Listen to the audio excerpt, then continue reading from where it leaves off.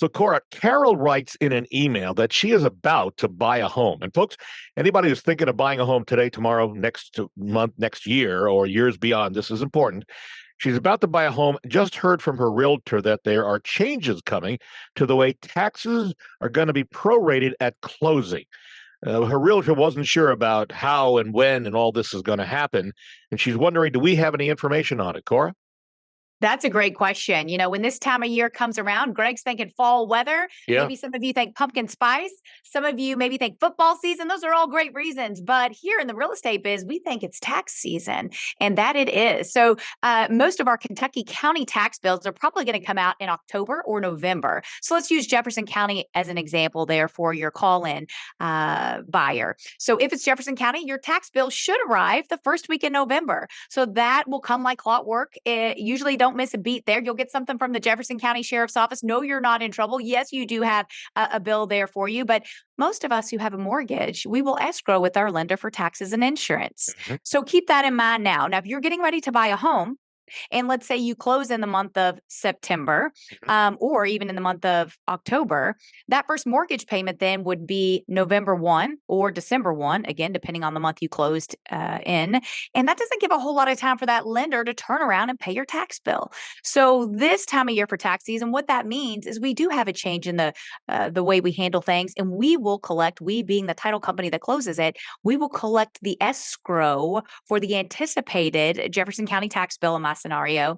We will collect that at closing plus a little bit of a cushion because the bill's not out. I've got 4 kids. I don't want to be stuck paying somebody's taxes. But we put a little bit of cushion in there just in case.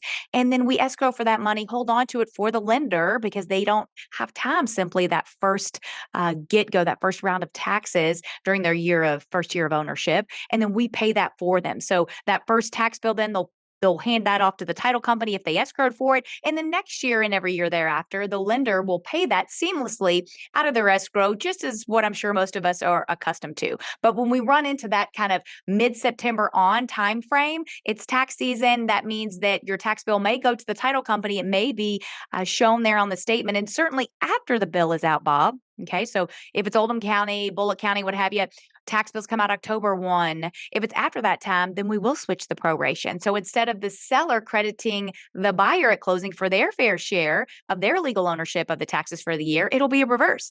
Tax bills out, seller pays it, but they get a reimbursement. They get a credit from the buyer for the remainder of the year. So I know that's a lot of good information, but certainly if anyone has any further questions on prorations, tax bills, always good to give us a call here at Pitt and Frank. Also worth mentioning, if you all don't get your tax bills that first week when they come out, your county tax bill, that could be a sign that something's wrong relative to title fraud. So another good reason to just stay in front of your real estate professional, just follow up if you have concerns that maybe you didn't receive your tax bill, and that might be a clue that there could be some fishiness going on. Hopefully not a fraudulent quitclaim deed put to record and someone trying to steal your title, but that's what your real estate professionals are here to do and look out and counsel you on your behalf. And we should point out that in Southern Indiana, it's a whole other can of worms, and we don't have enough time in this show to go into that scenario. That may be another show, so hold on to that. A reminder that, folks, coming up a little later on in today's show, part 2 of our power outage emergency on how to survive a power outage. And Brad has a very helpful, and Greg as well has a website and probably an app from LG&E that will help you determine what the problems are. Speaking of Brad, let's go to him. And Greg, feel free to pop in on this.